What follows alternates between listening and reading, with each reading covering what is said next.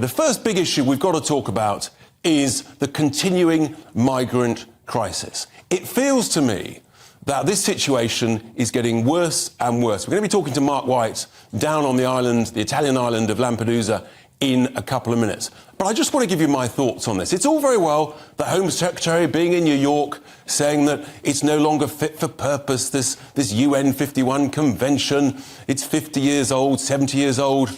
It's not good enough, Home Secretary. The people of Britain want to know how you and the Prime Minister are going to stop the boats. Who's going to show the leadership, not only in Britain, but across the whole of the European Union in order to stop the boats?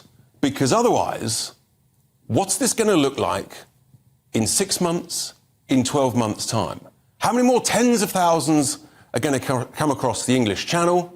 How many more hundreds of thousands are going to come across the Mediterranean to Italy? Already this year, it's September, there's some 130,000 plus have left North Africa and have arrived in Italy, very often through this island of Lampedusa, that, by the way, is closer to North Africa than to Italy.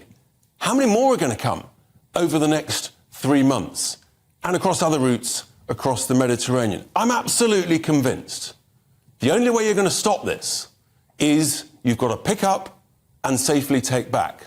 You've got to push back. We know it works because guess what? It worked in Australia.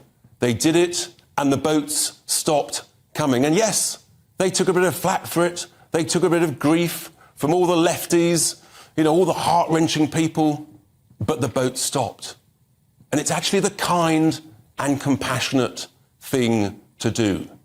It's the right thing to do to stop the boats. We can talk about the aftermath of all of that, but at the moment, confidence amongst the British people in the Prime Minister's pledge to stop the boats is waning.